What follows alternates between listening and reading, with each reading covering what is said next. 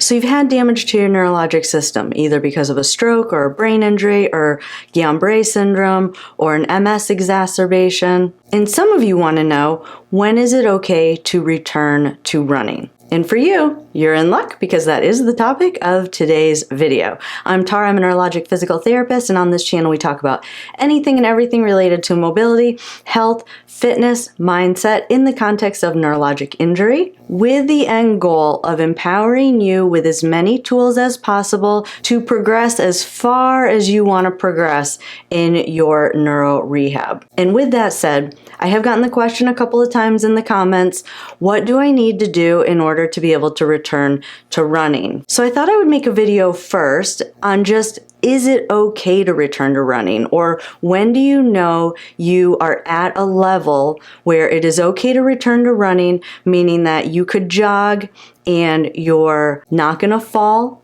and you're not going to do any damage to maybe a weaker leg or weaker legs. If you're recovering from Guillain-Barré syndrome, you're not going to be setting yourself up for injury down the road. And so that's what we're going to go over today, is how to determine when you are ready to return to an activity such as running. So there really is no data on this, so there was no standardized test that you could do to assess in this stage, in the very early stages, whether or not it's safe and okay for you to return to running. So what I did was I took a few different standardized tests that we use in physical therapy to assess walking and assess balance, and kind of merged them together to come up with a list of criteria that I think are absolutely critical for you to be able to do in order to start thinking about running. And if you're not there, the things that you should be focused on if that is your end goal. So again,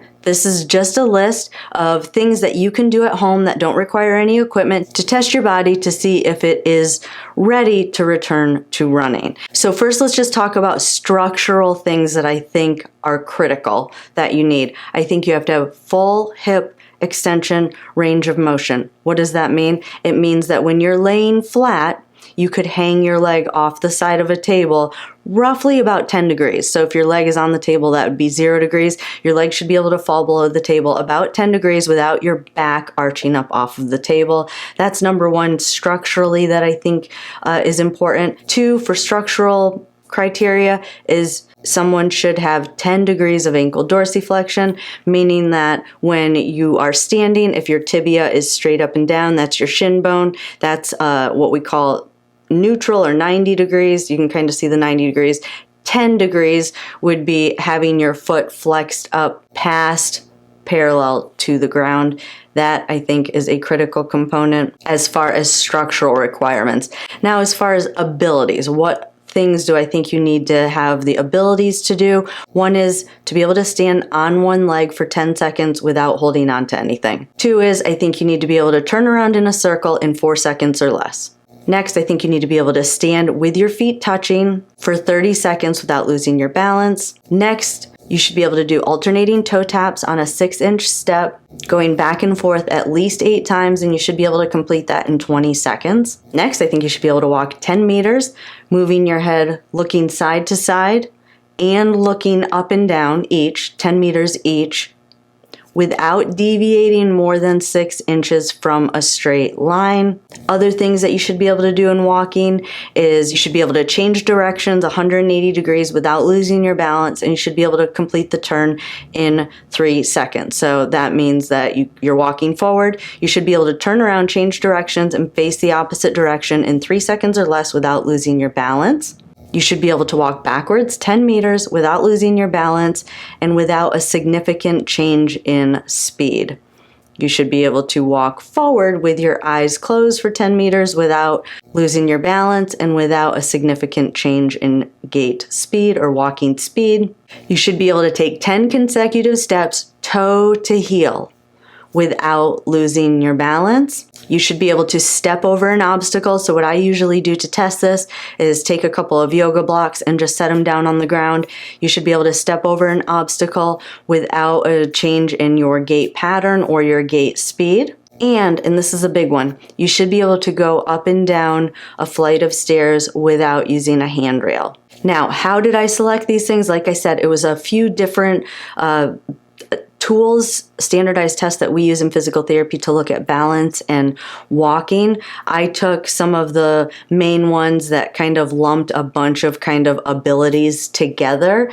And then what I did was I took what you was required to get a perfect score on that test. Now, why did I do that? Because these tests are really looking at whether or not someone is safe to walk in the community and whether or not someone is a fall risk. So this is really kind of what I would consider the bare minimum abilities that someone should be able to do before starting to think about running. Why? Well, if you can't stand on one leg safely and for a prolonged period of time, you are going to compensate with your running, and I do think it's going to have detrimental effects down the road. More than that, if you are running, you do need to be able to step over obstacles. You do need to be able to handle the unexpected. You do need to be able to look around your environment, things like that. So I picked the things that related most to running. All that being said, if you are someone who's asked me for videos on running, or even if you're not, if you're someone that's just wondering, are you ready to run or what are the next steps for running? Go through these tests, make sure you can do everything that I listed. Go back, watch it a couple of times. You can pause the video, write these things down. If you can do all the things on this list, then in the comment, leave #ready-to-run. That's how I will know how many are actually in this category of ready to run, and will help me to decide whether or not it's valuable to this community to do a video on some of the next steps that are required to return to running. So I hope you found this video helpful. If you're new to this channel and you haven't yet subscribed, definitely hit that subscribe button and turn on that notification bell so that you will get notified every time I upload new videos. I enjoyed spending time with you all today, and I will see you in the next video. Have a good day.